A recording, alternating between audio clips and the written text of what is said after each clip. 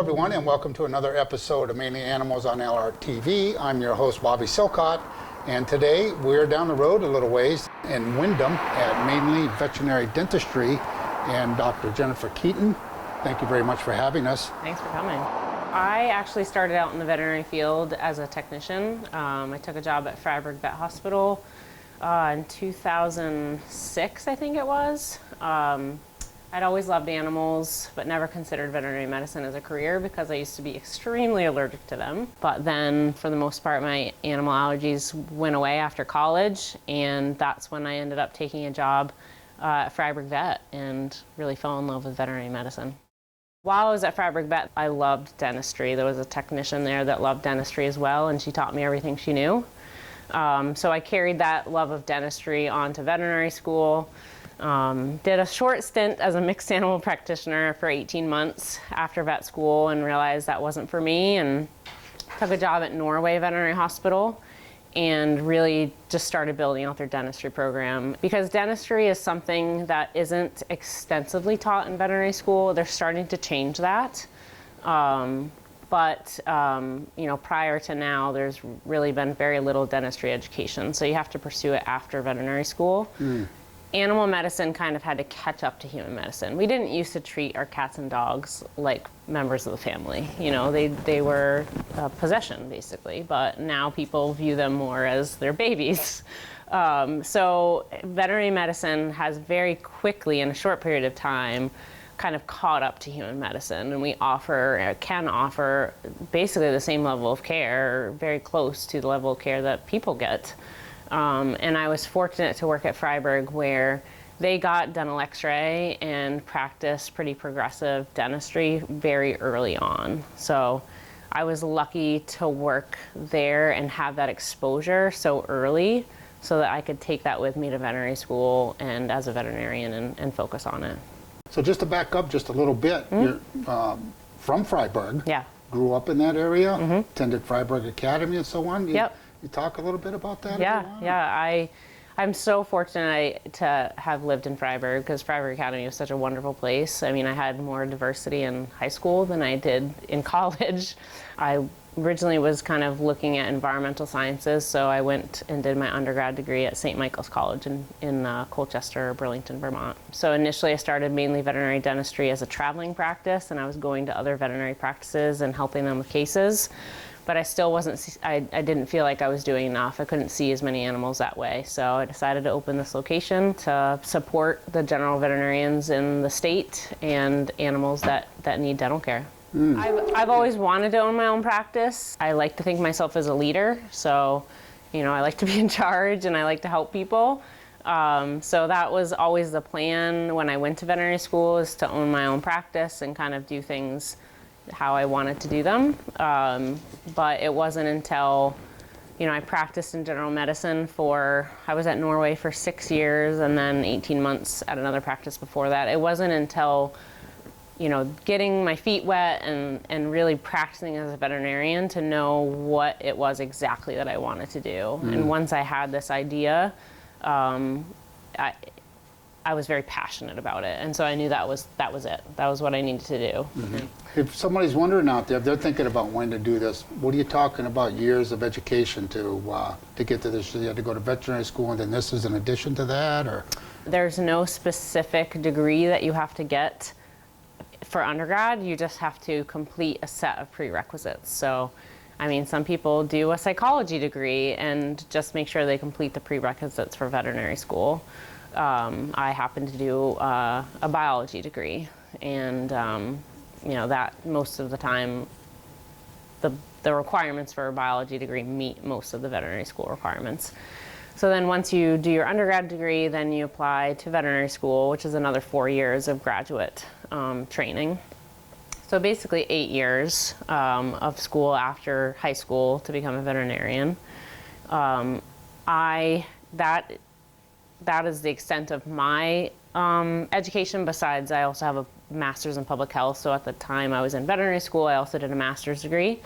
But as far as dentistry goes, I, after veterinary school, just did more continuing education training and have focused all of my post-vet school training on dentistry. There is another level beyond me. So there is what's called a board certified veterinary dentist. And that is another 2 or 3 years of a residency, working under a board certified dentist and then taking an exam. That is not what I did. The process I went through is I did a lot of CE, and then I found a boarded dentist. His name is Dr. Brett Beckman, and he started a organization called the International Veterinary Dental Institute. And he is offering kind of a program with extensive CE, hours and hours and hours of CE that you can do at your own pace in your own clinic, and practice in your own clinic. And then once you have finished that program, there's an exam, and it's a 3-part exam. So there's a written part, and then there's I had to shoot a video of myself taking full mouth x-rays on a small dog within 8 minutes. And then once you pass that part, then you take a lab exam where they give you a set amount of procedures to do on a cadaver, and they grade those procedures. And if you pass that, then through the International Veterinary Dental Institute, you are considered a veterinary dental practitioner. So I'm kind of like between a general veterinarian and a boarded dentist.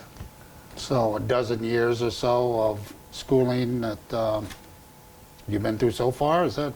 Yeah, 8 years of official schooling, and then a CE program, basically. Wow. So you're cats and dogs only, dentistry. You're accepting new patients at this time? Absolutely. Right, and we talked briefly, the best way for them to go online and fill out the form, get that to you. Yep. And once they do that, what can they expect after that? We try within 24 business hours to reach out to them and get them either if we still need records, then we get records from their regular veterinarian, and once we have records, then we get them on a schedule for consultation. They come in for a consultation first, so I do full exam, listen to the heart and lungs and look at the rest of the animal as well, because we do have to use anesthesia for dentistry, so we want to make sure they're healthy. And then I do a full oral exam and kind of get them an idea of what I'm seeing, and then get them a treatment plan based on what I can see on an awake exam. That being said, we don't really know what's going on in the mouth until we have them under anesthesia and we take dental x-rays, because 2/3 of the animal's tooth is under the gum line. So it won't really be until the day of the procedure that I fully know what's going on in their animal's mouth. Right. But what we do here is we always want to keep the client in the loop. We always want them to be part of the plan and part of the solution to getting their pet's mouth healthy. So as soon as, on the day of the procedure, as soon as we have the dental x-rays and the oral exam, I call the client and talk to them what I found. Unless we found, nothing that needs extensive treatment. If it's just a cleaning, then we do the cleaning and we call them when they're done. But if they need oral surgery, or anything beyond a cleaning, then I call the client and talk to them about it and get permission before I do anything.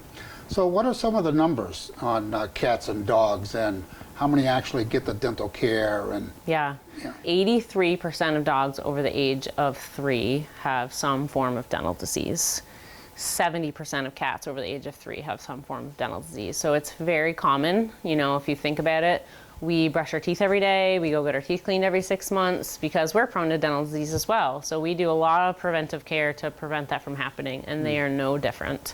So it's not a big surprise, especially if we're not brushing their teeth and doing things at home, that eventually they're going to get some form of dental disease. I haven't confirmed these numbers myself. I'm not sure where the research came from, but I recently went to the Veterinary Dental Forum last year in the fall. And the statistic was that 14% of animals are getting dental care. So we're hoping to make a dent in that and make it better. Right. You mentioned brushing the teeth at home. What is a typical regimen that you would recommend for someone to do at home? Yeah. And is it different for a cat than it is a dog? It may be more difficult to train a cat, but it's not really different. So, ideally you brush their teeth every day, just like us, because when we brush our teeth, we're brushing off plaque that builds up. So that kind of film you feel in your teeth when you wake up in the morning. And that film is biofilm as well, and it carries bacteria, and some of that bacteria is bad, and that's what causes dental disease. So brushing off that plaque once a day helps reduce bacterial infections and also reduces the chance of that plaque becoming tartar, because tartar is calcified plaque. So after 24, 48 hours, that plaque becomes hardened and now you can't brush it off. So once a day brushing is what we recommend if you can. You have to start out slow. So we do have some videos to help on our social media and website as far as how to introduce brushing and how to brush. But you don't want to just try to go right in and brush for 1 to 2 minutes if you've never done it before. You want to reward them, give them treats, start out slow, just introduce the brush, introduce the toothpaste, and we use a toothpaste that's flavored. We can't use human toothpaste. It's got fluoride in it. They don't know not to swallow it. So we use like a beef or chicken or fish flavored toothpaste. My dog loves the flavor of it, so he loves it. He loves to have his teeth brushed. He comes to me to have his teeth brushed. But work your way up to it, introduce it slowly. If they don't like the toothpaste, use treats. So about food for a second, and some of the myths or misunderstandings that may be out there, soft food versus hard food. Yeah, canned food gets blamed sometimes for causing dental disease, but that's not really the case. Whether they eat canned food or hard food, they can still have plaque and biofilm build up in their mouth. In fact, canned food is actually really good for cats because cats generally don't drink enough water, so canned food gets them extra moisture. So there are some complete dental diets out there. So those are like kind of bigger kibble, both Hills and a lot of the foods, Purina, they make a dental diet. So they have really big kibble that they have to chew a bit more. But canned food isn't really the cause for dental disease, which is a huge myth. Now, how about treats? There's a lot of things out there that are, if you give them this certain treat, that's going to clean their teeth for them. Is there much validity to that, or? So we stick to, there are chewies, like dental chews out there. There's complete dental diets, there's water additives. So there's an organization called the Veterinary Oral Health Council, VOHC, and they have a website, vohc.org, and they have a full list of products that they've certified that they think work or at least help reduce plaque or tartar. So one of the chews that we use here is Oravet chews. It actually has kind of a waxy substance on the chew that helps coat the teeth in that waxy substance to try to prevent plaque and tartar from sticking. So there's definitely a lot of things you can do besides brushing if brushing is not possible. Right. So when would you recommend someone first bring their pet in? Is there a timeline to set? You mentioned something about 3 years or 3 years old, and how many aren't receiving that care? What's a typical recommendation for a cat and dog? Yep. So first dental procedure for medium to large dogs is recommended at 2 years of age. As prevention. We don't want to wait until there's gingivitis. We don't want to wait until we see a problem, because now we have something we need to treat. And I'm a huge proponent of preventive medicine. That's the public health side of me. So I mentioned I have a master's in public health. What I love about dentistry is that I get to combine my preventive medicine passion with my dentistry passion. So we are very much about prevention here. So 2 years of age for medium to large dogs for first assessment and cleaning under anesthesia. And for cats or for little dogs, because little dogs are more prone to dental disease, 18 months. And cats, 2 to 3 years, somewhere in there. We have actually a campaign going on right now through the practice that we started. It's called MVD Dog and MVD Cat. Again, on the preventive medicine side. So once we get an animal's mouth back to healthy with a procedure here, if they schedule their next preventive cleaning, and that might be 6 months, it might be 12 months, depending on the animal, we dub them an MVD dog, MVD cat, just to try as a campaign to get the word out there about preventive dentistry and medicine. Now that must tie in directly to cost. I would imagine that's a concern for some folks. Yep. So the preventative would save money maybe over the long run. Could you explain that a little bit about cost? Because I know some people out there, they're a little shocked that when they bring them in and they realize what the bill is, but are there things that maybe they could have done leading up to that to not only save money, but to benefit their pet? Yeah, I mean, certainly preventive cleaning is much, much cheaper than a cleaning with oral surgery. And we do kind of discount the anesthesia and some of the procedure for those preventive cleanings. We really want to encourage people to do preventive medicine, and so we do discount that initial kind of assessment and cleaning and package to try to get people to do preventive, because it's definitely cheaper and also better for the animal, you know? Right. So like humans, get on a regular schedule, maybe just like we do, and get in and see the dentist regularly, and you're probably going to not only save money, but it's going to benefit your pet. Yep. I can recall when I worked in a shelter environment that it wasn't uncommon to have dogs surrender, particularly smaller ones, and literally their teeth were rotting right out of, it was pretty bad. And I'm not sure if they realize that or not, whoever the owner is.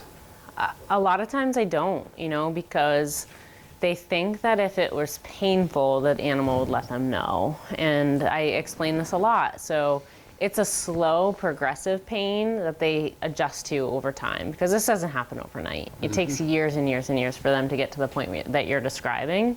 So they adjust to that pain. Animals are way more stoic than we are. So they, you know, they deal with it, and they have to eat to live. So owners think, well, they would stop eating if they're in pain. They don't. They keep eating because they have to eat to live.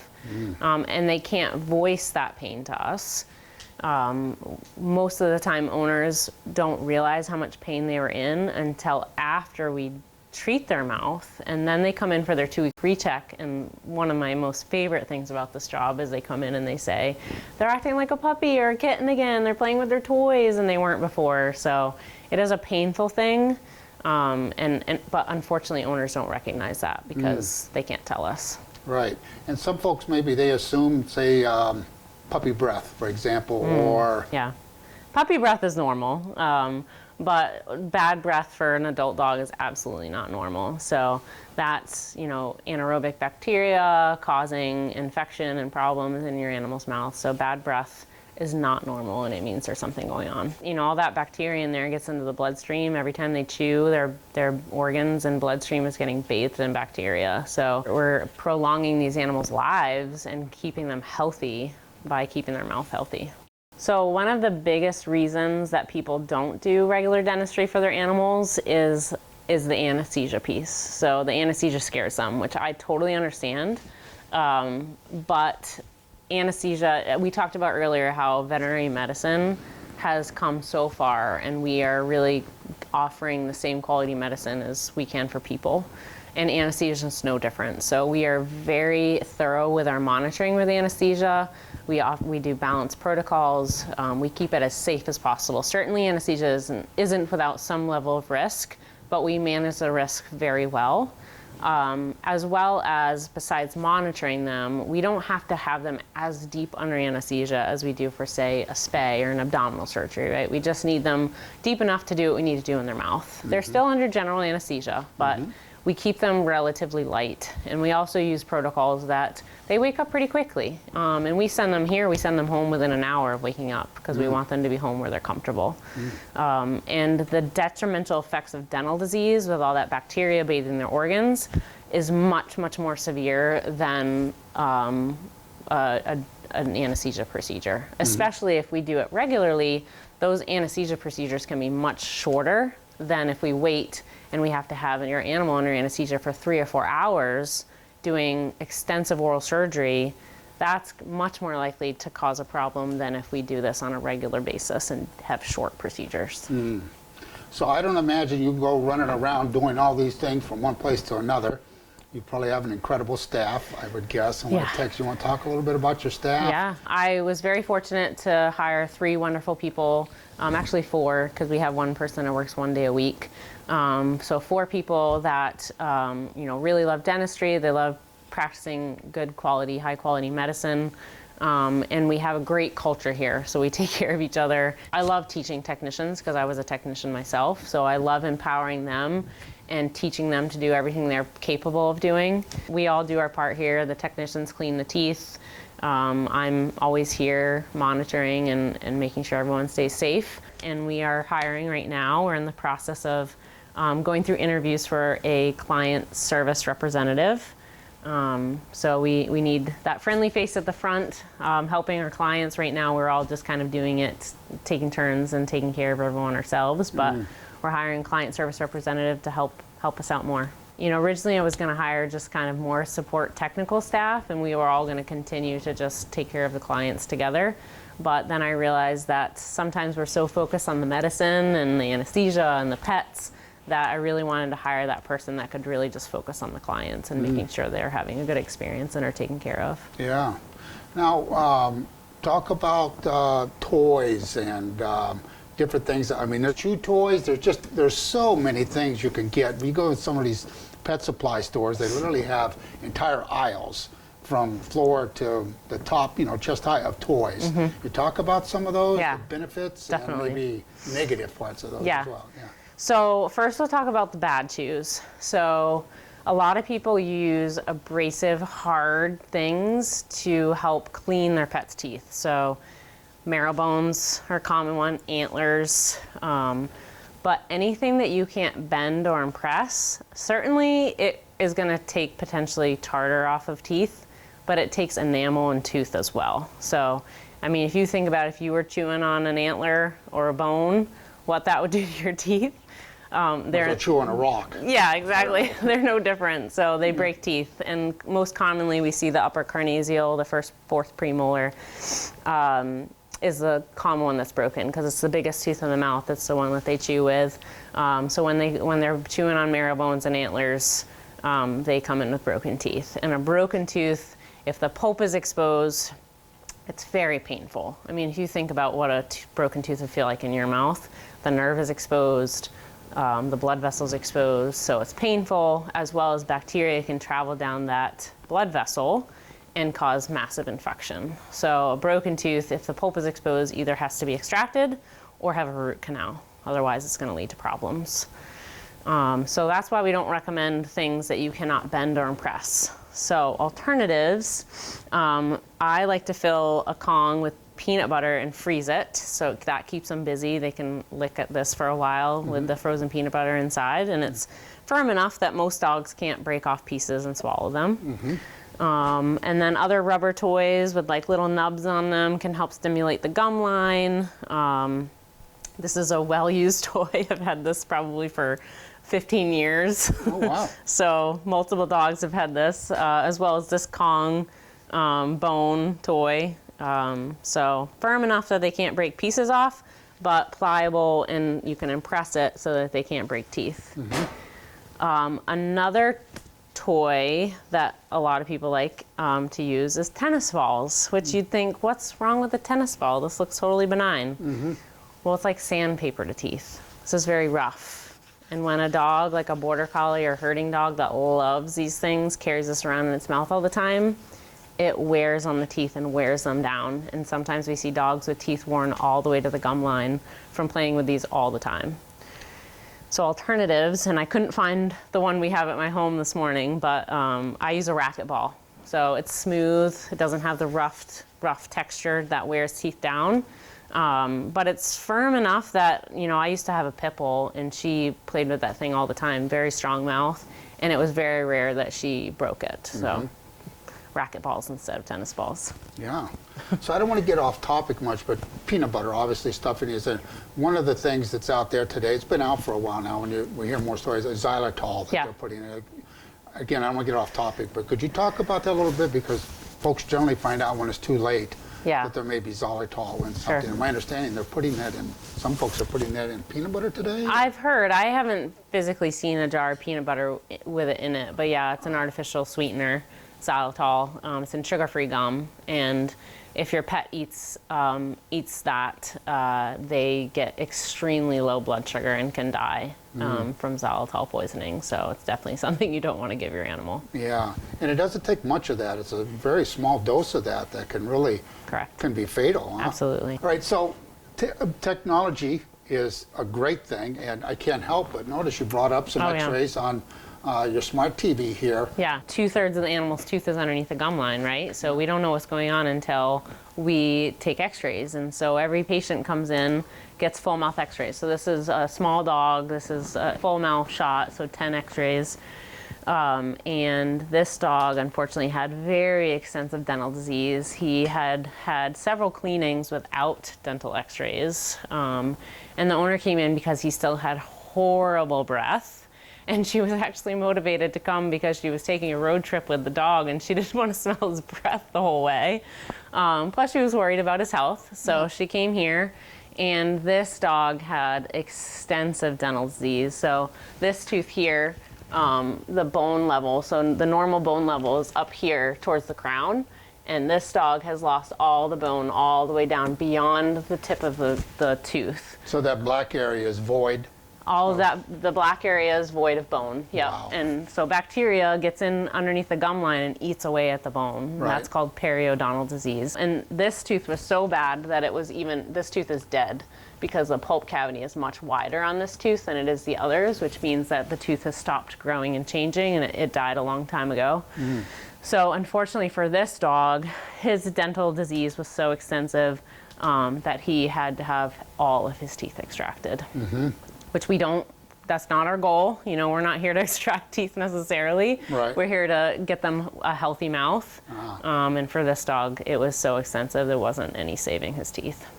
So that gave him a healthy mouth, even though you had to Yes. pull all the teeth? Yep. And how does that adversely affect an animal? Yeah, I hoped you asked that question. A lot of people worry when I tell them we have to extract teeth, and how are they going to eat? And it's a great question. Our animals live in our homes and they're spoiled, and we feed them whatever they need. You know, certainly if a dog lived out in the wild and it had no teeth, it probably wouldn't survive because it wouldn't be able to catch its prey. But they live in our homes and we can feed them whatever they need to eat. Even if that means a soft food diet for the rest of their life, they will do just fine. But some of those dogs, and even cats, still after they've healed, go back to eating kibble because it's small enough that they don't have to chew it. My dogs don't chew their food, they swallow it whole. Yeah, yeah. Now, is there an age, can this happen for any dog at any age, or cat at any age, or is it typically some years go by with inadequate maybe oral hygiene? Or Yeah, it depends on the breed as far as how quickly it gets that severe, you know, to full mouth extractions. But there are certain breeds that genetically are just predisposed to dental disease, like Cavalier King Charles. They get extensive dental disease very early on. Yorkies, miniature poodles. So they could have really severe dental disease even at 5 or 6 that requires a lot of their teeth be removed. I've seen Yorkies at 2 years of age have to have several teeth removed. That's why we recommend for Yorkies and those kind of breeds their first cleaning be at 18 months. One thing that I really love about our facility is we have all ergonomic things in mind. So, you know, this is a job that can be very hard on your neck and shoulders. So we have tables that go up and down, so we can set them to whatever setting we need to take care of our bodies too. And then, you know, every animal is maintained on IV fluids, so we have fluid pumps here.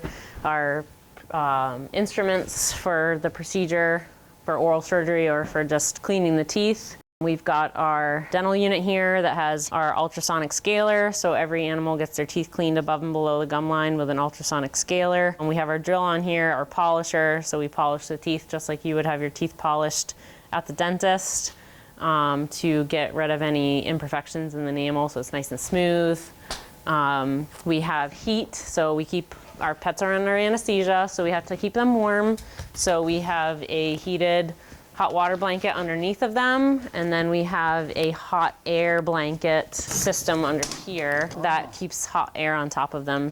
We attach a blanket to this and it keeps hot air above our patients to make sure that they stay warm.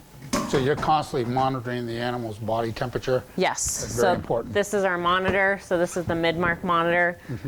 It monitors the ECG, heart rate, CO2 levels. Their lungs are somewhat compromised. They're under anesthesia, so we have to make sure that their lungs are working appropriately to exchange oxygen and CO2. Every animal that goes under anesthesia has to have recent blood work within the last 3 to 6 months, depending on the animal. So we have the capability of running blood work here in the hospital if we need to, or some animals like senior pets, we do a little bit more extensive blood work to make sure that they're safe. And so we send those panels right out to the lab to get more information for a little bit less money than we could run it here in the clinic. Oh, interesting. Yep. Those are our gas anesthesia machines. We have isoflurane gas anesthesia, and we support those pets with oxygen with those machines as well. And we keep the gas anesthesia relatively light so that they wake up quickly when we're done. So this is Brutus. He's a 6-year-old Cane Corso, and he's got a healthy mouth because I do his teeth under anesthesia every year. But one thing he came with, I got him at just under a year of age, is he's missing a few teeth. So right down here, he's missing a premolar right here. And on this side, he's missing a premolar here and here. So he's not, he doesn't meet breed standard because he's missing a few teeth. But one thing that a lot of people don't know is missing teeth can be underneath the gum line and stuck in the bone, and they can cause big problems. They can cause a condition called a dentigerous cyst, and we want to catch those early and prevent those. So any missing teeth should be x-rayed to make sure that they're not stuck in the bone. So it's not only what you can see in the mouth, it's what you can't see Yes. as well. Yeah. Yes, that's a great way to put it. Yeah. So, Dr. Keaton, we've covered a fair amount of topics here. Yeah. What do you find to be maybe your greatest challenge in this practice? The biggest challenge, I think, for dentistry that I'm really trying to change by opening this practice is getting the message about preventive dentistry and preventive care, because a lot of times people are just waiting for there to be a problem, you know, waiting for gingivitis, waiting for a fractured tooth or something like that. But unfortunately, there can be a lot of problems going on in there that we cannot see on an oral exam. And not every animal lets us do a thorough oral exam. So just getting the message out there that starting at 2 years of age for those medium and large dogs and cats, and 18 months for little dogs, it makes such a huge difference for preventive care. Right. What do you find most rewarding about this? Most rewarding is the impact we can have on the quality of life of animals and improving the human-animal bond by improving the quality of life of an animal. So I'm a huge dog lover. I always have been, and I, love improving their lives. But I also know, as a pet parent, how important my dog is to me and that bond that I have with my pet. So if they're happy and healthy, then they can have that, really important bond even better. Yeah, maybe that'll translate into a happier pet parent, huh? Yes. Right? We spend a lot of time with our clients and do as much education as they need to make them feel better about it. Yeah, outstanding. That's great. And if folks ever wanted to come here, how would they contact you, or the location here? Yeah, so we're at 158 Roosevelt Trail in Windham, Maine. They certainly can call us, but the fastest way to get your pet in is we have a referral form on our website. So at mainelyvetdentistry.com, you can go for pet owners, or if you're a veterinarian that wants to refer a case, you go to the For Veterinarians page. And there's a referral form that they can fill out, and that gets us all the information that we need so that we can get you in our system and get records from your regular veterinarian, and then we call and get you in for a consultation. So there's different ways for people to get plugged in here and get their pet checked out, and life will be better for everyone. Yeah. We've been trying to be very active on social media to get the word out and education out there. Great. Thanks, Bobby. Yeah. So there you have it. Thank you very much for joining us on this episode of Mainly Animals on LRTV.